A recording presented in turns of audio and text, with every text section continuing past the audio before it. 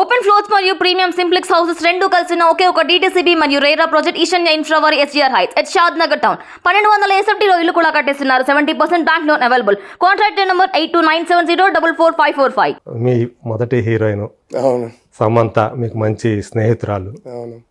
So అట్లాగే ఆమెకు కూడా నాకు తెలిసి మీరే అనుకుంటా. ఇది ఆమెకు ఫస్ట్ హీరో అంటే సైన్ చేసింది ఫస్ట్ మూవీ, తర్వాత ఆమెకి ఎటో వెళ్ళిపోయింది. తనకి ఫస్ట్ బయటికి వచ్చింది ఎటో వెళ్ళిపోయింది మనసు ఉంటాయి. ఏమై చేసావి సో ఏమై చేసావే కదా. అవునవును. సో ఫస్ట్ సైన్ చేసింది ఇది, but luckily for her release అయింది ఫస్ట్ ఏమై చేసావు. ఎందుకంటే మా డెబ్యూ సినిమా మాస్కో కాబట్టి అసలు ఆడట్లేదు సినిమా. సో అది ఎక్కడో అంటే తన కెరియర్ తన టాలెంట్ వాడుకోవడానికి మంచి అవకాశం దొరికింది ఫస్ట్ సినిమాతోనే, ఫస్ట్ రిలీజ్తోనే. And she got a lot of acclaim with that first film. So luckily తను అదేంటో తెలియదు సార్, ఆ సినిమాతో ముగ్గురు పరిచయం అయ్యాం సార్, మాస్కో అండ్ కావేరి అనే సినిమాతో. నేను, సమంత, మ్యూజిక్ డైరెక్టర్ గా తమన్. తమన్ కూడా ఫస్ట్ ఫిల్మ్. తమన్ కూడా ఫస్ట్ సైన్ చేసి ఈవెన్ రవివర్మన్ కూడా డైరెక్టర్ గా ఫస్ట్ ఫిల్మ్. సినిమాటోగ్రాఫర్ నుంచి తను ఆ సినిమాతో డైరెక్టర్ గా మారాడు. ఐ థింక్ అప్పట్లో దశావతారం సినిమాటోగ్రఫర్ గా ఫినిష్ చేసి ఈ సినిమా స్టార్ట్ చేశాను అనుకుంటా. అవును ఆ టైం. ఓకే. బట్ మెయిన్ ఆ సినిమాలో ముగ్గురు ఇంట్రడ్యూస్ అయ్యాము. ముగ్గురు వాళ్ళిద్దరికైతే ఆ సినిమా రిలీజ్ ముందే తెలుగులో ఫస్ట్ డెబ్యూ సినిమా వచ్చేసింది. ఎందుకంటే ఆ సినిమా ఆల్మోస్ట్ మేము సైన్ చేసి సినిమా స్టార్ట్ చేసిన టైం నుంచి 3 years పట్టింది సార్. 3 years పట్టింది రిలీజ్కి. 2000 నేనైతే 2007 ఎండ్లో సైన్ చేశా. శామ్ ఏమో ప్రాజెక్ట్ లో 2008 బిగినింగ్ లో వచ్చింది. Thaman was also there from the beginning. Cinema release ఏమో August 2010 లో రిలీజ్ అయింది. అవును. So almost it took 3 years. ఆ టైంలో అది రిలీజ్ అయ్యే ముందు శామ్ కి ఏమై చేసావే రిలీజ్ అయింది ఇక్కడ, తమన్ కి కిక్ ఫస్ట్ రిలీజ్ అయింది ఇక్కడ. ఆ తర్వాత వాళ్ళిద్దరు వచ్చేసారు హైదరాబాద్ కి. ఆ తర్వాత ఒక 2-3 years గ్యాప్ ఇచ్చి నేను వచ్చేసా హైదరాబాద్కి. అది ఆ సినిమా లక్కలా కుదిరింది. ఇంట్రడ్యూస్ అయిన అందరూ తెలుగుకి వచ్చేసారు. సో అది మీ మధ్య ఆ ఫ్రెండ్షిప్ అనేది అలాగా అప్పటి నుంచే ఏర్పడింది అనుకుంటా కదా. ఈవెన్ తమన్తో కానివ్వండి, శ్యామ్ తమన్ ఐ థింక్ ఈ స్టిల్ ఇన్ చెన్నై. సో ఆ ఫ్రెండ్షిప్ అనేది అంటే ఎల్కేజీ క్లాస్మేట్స్ లాగా కదా సినిమా కలిసి డెబ్యూ చేసిన వాళ్ళు.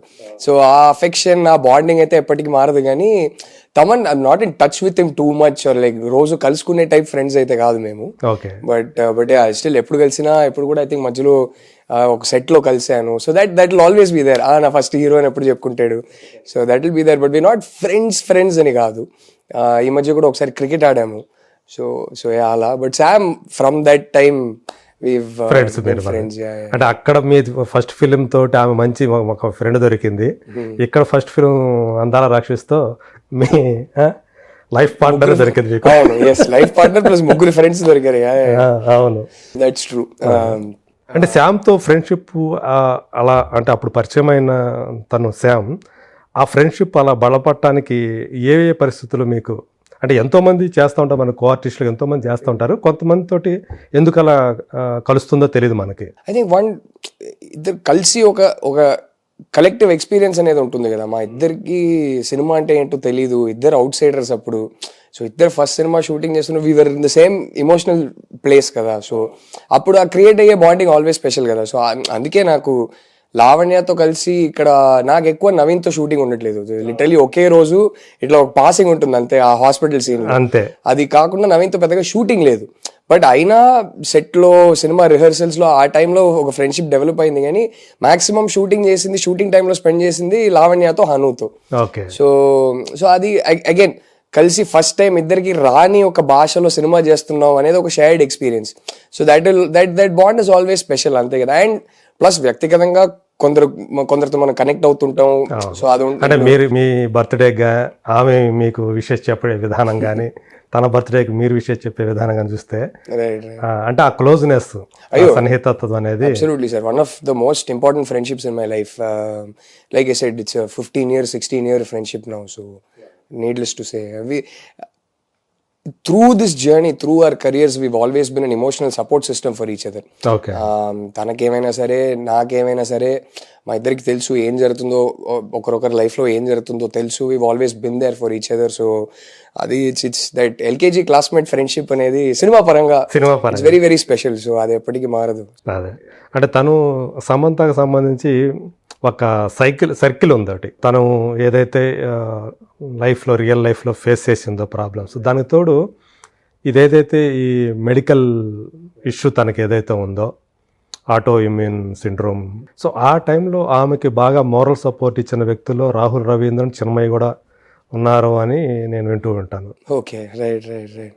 సో ఆమె దాని నుంచి బయటపడటానికి, ఆమె దాన్ని ఎదుర్కోవడానికి సో మీరు ఎంతవరకు అంటే మీ సపోర్ట్ కానీ తను పూర్తిగా ఇప్పుడు బయటపడిందని అనుకోవచ్చు తను?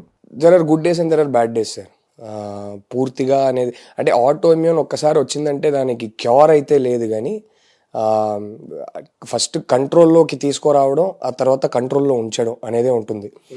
అంటే యాక్చువల్గా అది ఎందుకు వస్తుంది అనేది కూడా మనకి కరెక్ట్ రీజన్ ఉండదు. రకరకాల ట్రిగర్స్ ఉంటాయి సార్. బట్ కోవిడ్ తర్వాత చాలా మందికి అది ఒక కోవిడ్ సైడ్ ఎఫెక్ట్ అన్నట్టు చెప్తున్నారు. అంటే కోవిడ్ ఒక పాండమిక్ అంటే కోవిడ్ తర్వాత వచ్చిన ఒక silent pandemic auto immune pandemic.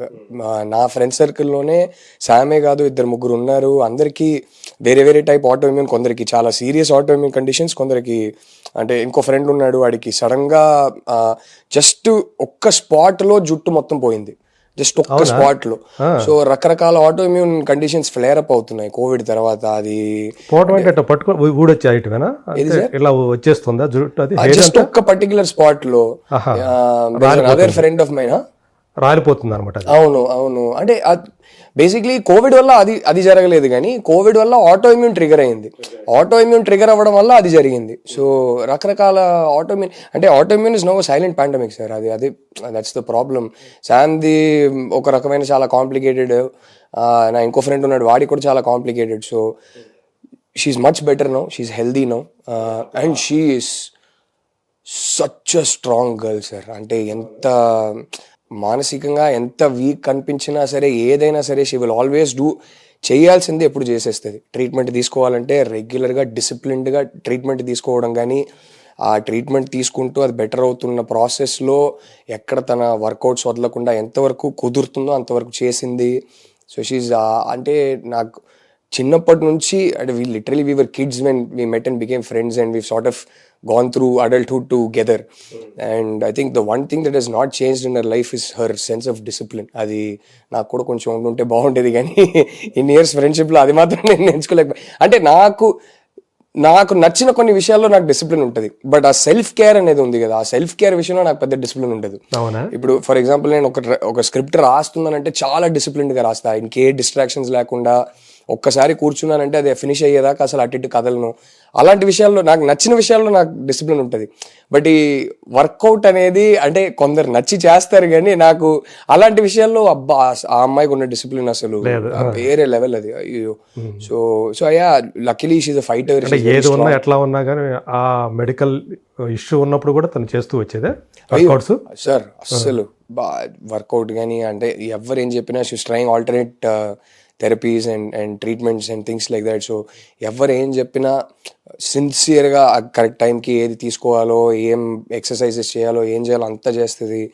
So I think one thing all of us friends we always knew was that she will somehow get over it, she will somehow beat it అనేది ఒకటి ఉండింది. అది ఎంత week feel అయినా, ఎప్పుడైనా మరీ week feel అయిందంటే మేమందరం ఉన్నాంగా. సో బ్యాడ్ థింగ్ ఏంటంటే తను అలా సఫర్ అవుతున్నప్పుడు దాంతో ఒక పక్క పర్సనల్ లైఫ్లో ప్రాబ్లమ్స్, ఇంకో పక్క ఈ మెడికల్, ఇది ఎప్పుడైతే తను ఈ సమస్యతోటి తను బాధపడుతున్నానని చెప్పిందో నిజానికి ఆమె మీద ఒక రకమైన సింపతి కలగాలి. యాక్చువల్గా అందరూ సపోర్ట్ చేయాలి, మోరల్గా సపోర్ట్ చేయాలి. కానీ సోషల్ మీడియాలో పని కట్టుకొని కొంతమంది ఆమె మీద అంతా ఇంకా కొంగ తీసేటట్టు, ఆమెను ఇంకా చేయాలి, బాధ పెట్టాలన్నట్టుగా ఆ ట్రోల్స్ అనేవి రావటం, దాన్ని ఆమె ఎలా తట్టుకుంది నాకు అర్థం కాదు సార్. అది అంటే కైండ్నెస్ అనేది ఇట్స్ అ బేసిక్. మనం కైండ్గా లేకపోయినా పర్లేదు, అన్కైండ్గా ఉంటే చాలు కదా. అది అంటే అది అంతే. కొందరు సోషల్ మీడియాలో ఓకే యాక్సెస్ ఉంది కదా, ఎవరినైనా ట్యాగ్ చేసి ఏదైనా చెప్పొచ్చు కదా అని చెప్పేస్తారు. అది మరి అదేదో సింపతి పొందడం కోసమే ఇది అన్ని పెడుతుంది, ఇవన్నీ చెప్తుంది అని చెప్పేసి అలా ట్రోల్ చేయటం. 7-8-9 monthsకి అసలు ఏది పోస్ట్ చేయలేదు, అసలు బయటికి రావట్లేదు తను. అవును, తను ఏం డీల్ చేయాలో తన పాప ఒంటరిగా తనే డీల్ చేసింది. కానీ ఫైనలీ ఒక శాకుంతలం రిలీజ్కి వచ్చినప్పుడు, లేకపోతే యశోద రిలీజ్కి వచ్చినప్పుడు అప్పుడు బయటికి రావాల్సిందే, తప్పదు. అండ్ ఎక్కడో తనని నమ్మి ప్రొడ్యూసర్స్ డబ్బులు పెట్టారు, దీన్ని నేను ప్రమోట్ చేయాలి అని చెప్పి బయటికి వచ్చింది. బయటికి వచ్చి ఫైనలీ ఇప్పుడు ఒకరి ఇంటర్వ్యూలో ఏదైనా ఒకటి అడిగితే అది మరి ఇంకేం జవాబు ఇవ్వాలి? అవును, ఉన్నది ఉన్నట్టే కదా చెప్పాలి. సో అది ఏమో దాన్ని మళ్ళీ ట్రోల్ చేయడం అది నాకు అర్థం కాదు. And it's something very sad. It's obviously she's one of the biggest heroines and she's one of our biggest stars కాబట్టి ఎక్కువ ట్రోలింగ్ చేస్తారు. బట్ అది ఐ థింక్ ఎవ్రీబడి వాళ్ళ లెవెల్లో అందరికీ trolling is okay sir. Like sometimes when I get trolled I have fun. I mean it's you laugh at it. But ఒక line దాటితే అది ట్రోలింగ్ అని కూడా కాదు. అది just becomes personal attacks after point, it becomes character assassination after point. And that is sad. I don't know what to say. It is difficult for anybody. It is very very difficult for anybody. అంటే ఆ psychology వాళ్ళు చెప్పే ఆ మాట కన్నా I think what hurts the most is మీరెవరో నాకు తెలీదు, నేను మిమ్మల్ని పర్సనల్గా మీకు ఏ మోసం చేయలేదు, మిమ్మల్ని ఏ విధంగా నేను అఫెక్ట్ చేయలేదు, నా మీద మీకు ఇంత హేట్ ఎందుకు అనేది దాన్ని ప్రాసెస్ చేయడం అనేది ఈజీ కాదు sir. What did I do to you, why are you being so cruel అనేది I think that is the most difficult thing for people to get over. But it's okay. I mean it's part and parcel of the job I guess. అది ఇప్పుడు end of the day all of us artists, writers, directors, all of us end of the day ఇదంతా పక్కన పెడితే we are very blessed that we're in a profession we love. We're very blessed that మా life long మేము చేసుకునే పని మాకు నచ్చిన పని, అది ప్రేమతో చేస్తున్నాం. సో అది చూసుకుంటే ఇదంతా ఓకేలే చూసుకుందాం అనిపిస్తుంది. So these are side effects of the job. But we're blessed end of the day. So వాళ్ళ లెవెల్లో everybody is blessed. Success, failure ఇదంతా పక్కన పెడితే I think the biggest success is that నచ్చిన పని చేస్తున్నాం. అవును. సో అది అప్పుడప్పుడు గుర్తు చేసుకుంటూ ఇదంతా ఇగ్నోర్ చేయడమే. శామ్ తోటి మీరు మీ ఫస్ట్ ఫిల్మ్ తర్వాత మళ్ళీ యూటర్న్ అయినా చేయటం? అవునవును, చాలా మళ్ళీ ఆల్మోస్ట్ 10 years తర్వాత మళ్ళీ చేసాం. గుర్తు చేసుకున్నారా ఆ రోజులు? గుర్తు చేసుకున్నారా చేసేటప్పుడు? అప్పుడు అంటే సెట్స్ మీద ఆల్మోస్ట్ అది దట్ అయితే felt like a full circle. But అంటే 10 yearsగా అసలు మాట్లాడుకోలేదు. 10 years తర్వాత కలుస్తున్నామంటే వేరేలా ఉండేది. రెగ్యులర్గా కలుస్తూ ఉంటాం, రెగ్యులర్గా మాట్లాడుతూ ఉంటాం కాబట్టి కొత్తగా ఏమీ అనిపించలేదు. So but I think for me the most the biggest take away was that 10 years తర్వాత తనతో యాక్టింగ్ చేస్తున్నప్పుడు తన గ్రోత్ చూసా. అది చూసి అసలు ఆ శామ్కి అసలు జమీన్ ఆస్మాన్ ఫరక్ ఉందనిపించింది. That I felt very proud that ఆ growth as an actor. I was like wow, ఆ పర్ఫార్మర్కి ఇప్పుడు సంబంధమే లేదు అనిపించింది. So I think that again she works very hard on improving her self all the time. అవును. సో మీకు ఆమె చేసిన వాటిలో, ఆమె వర్క్స్లో మీకు బాగా నచ్చింది ఏదనుకోవచ్చు? I think her best performance definitely is Family Man sir. Family Man చూసి అంటే ఈ లెవెల్కి వెళ్ళగలుగుతుంది పర్ఫార్మర్గా, ఇలాంటి ఒక పర్ఫార్మెన్స్ ఇవ్వగలుగుతుంది నాకు కూడా తెలీదు. ఐ వాజ్ లైక్ వావ్, ఆ క్యారెక్టర్ కూడా అలాంటి క్యారెక్టర్ చేస్తారు కూడా ఎవరు అనుకోవాలి. అయ్యో అస్సలు రాజీ ఏది రాజీ, అయ్యో ఐ థింక్ ఫస్ట్ బస్సులో ఒక మనిషి మిస్బిహేవ్ చేస్తాడు ఆ రాజీ క్యారెక్టర్తో. సైలెంట్గా దిగి వెళ్ళిపోతుంది. చిన్న చాల్ లోపలికి వెళ్ళాక ఫస్ట్ టైం వాడిని కొట్టేసి లాస్ట్ వాడిని చంపే ముందు ఇట్లా పట్టుకొని ఇట్లా తిప్పుతుంది. ఇదెవర్రా బాబు ఇది. నేను ఐ థింక్ ఆ క్షణంలో సమంత అనేది మర్చిపోయి చూసా. అక్కడ నుంచి ఆ క్యారెక్టర్ నేను అసలు సమంత అనేది మర్చిపోయా. I think that I think was my favourite performance of her. Okay. So మీ లైఫ్లో అమ్మ తర్వాత మిమ్మల్ని అంతగా ప్రభావితం చేసిన లేడీస్ ఎవరైనా ఉన్నారా? నా వైఫ్ సార్. అంతేనా? No doubt about it. అయ్యో నేను ఫ్యాన్ ఫస్ట్, తర్వాత హస్బెండ్. మొదట ఆమెకి అభిమానే? వాయిస్కే అస్సలు, ఆ వాయిస్కి అయితే ఎప్పటి నుంచో, అంటే కలిసే ముందు నుంచి నేను ఫ్యాను నా వైఫ్కి.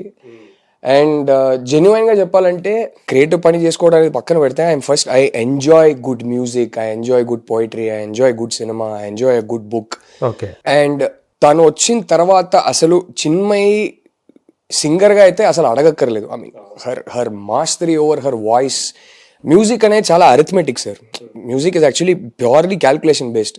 శృతిలు కానీ ఏ స్కేల్కి వెళ్తున్నారు, ఆ స్కేల్ నుంచి ఎక్కడ మళ్ళీ ఏ సంగతి తీసుకొస్తున్నారు, it's very arithmetic. Her control over her voice is incredible.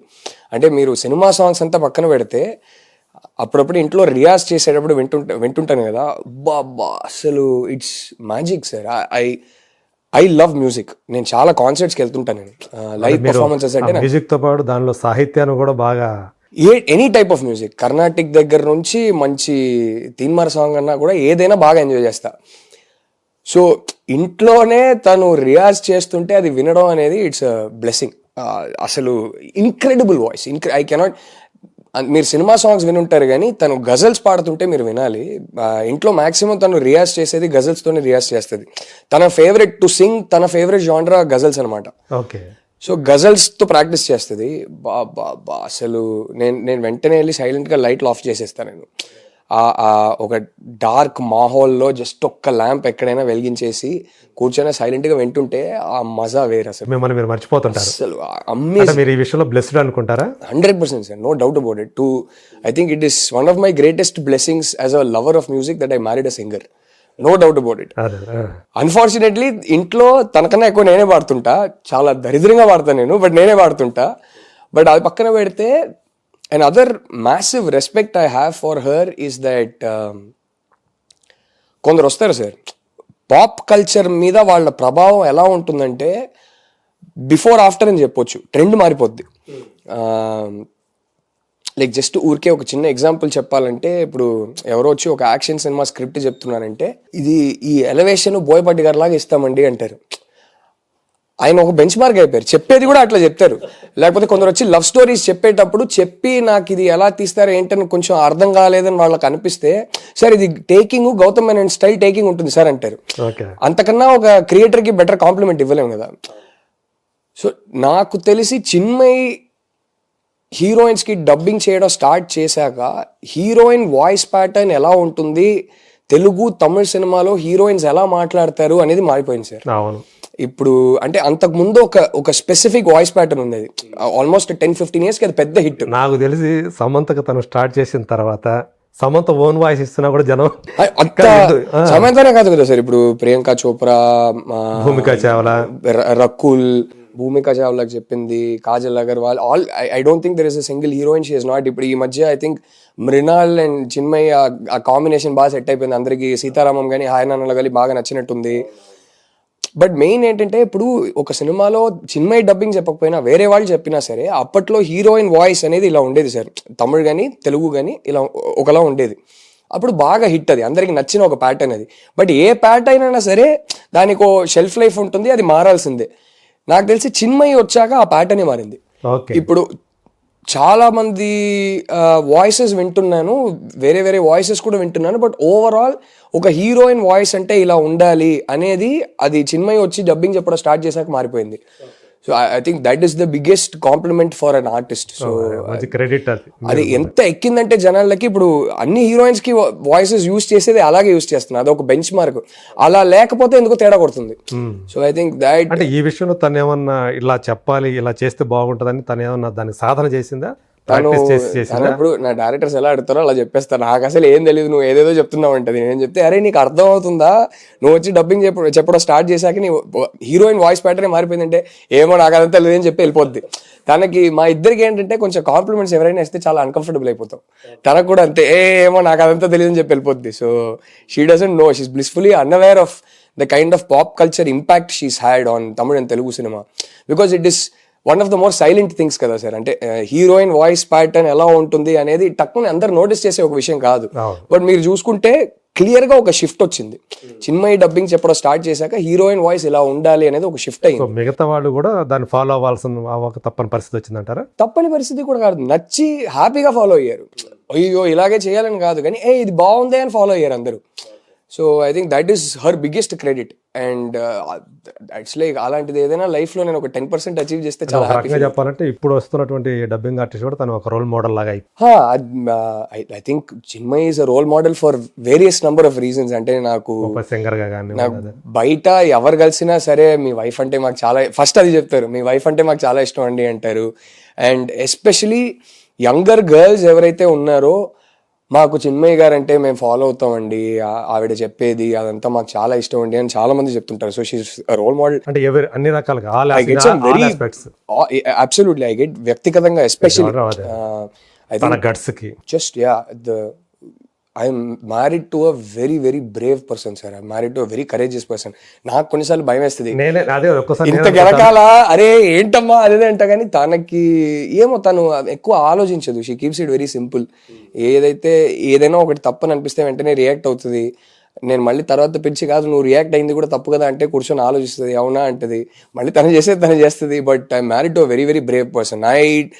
I don't have even 50% of her courage, sir. And plus నేను బై నేచర్ చాలా పీస్ లవింగ్ టైప్. నేను ఎందుకు ఇది అంత అరే గొడవలు ఎందుకు రా బాబు, నాకు నా లైఫ్ సింపుల్ గా ఉండాలి, క్లీన్ గా నీట్ గా ఉండాలి. ప్రశాంతంగా ఉండాలి, I like happy emotions, I like positive emotions. So మీ ఇంటి వాతావరణం కూడా అలాగే ఉంటుందేమో.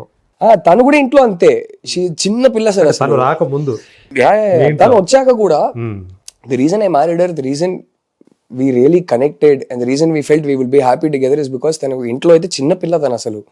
పదాలు తెలియని పెదవులకు అమృత వాక్యం అమ్మ. సంతానలేమి సమస్యతో బాధపడుతున్న ప్రతి స్త్రీమూర్తి బాధను మేము అర్థం చేసుకోగలం. 49 వరల్డ్ బెస్ట్ ఎంబ్రియాలజీ ల్యాబ్ మరియు జిల్ట్రిక్స్ అలారం సిస్టాన్ని మొట్టమొదటిసారిగా ఏపీ మరియు తెలంగాణలో ఈ నెల 9న ప్రముఖ సినీ నటి స్నేహ, స్పెయిన్ దేశానికి చెందిన international senior embryologist Javier Herrera గారు ప్రారంభించారు. ఈ శుభతరుణంలో రక్త పరీక్షలు, AMH test, RBS, semen analysis, ultrasound scan, follicle scan ఈ నెల 31 వరకు ఉచితంగా అందిస్తుంది. 49 49 అంటే సంతానం, 49 అంటే సంతోషం.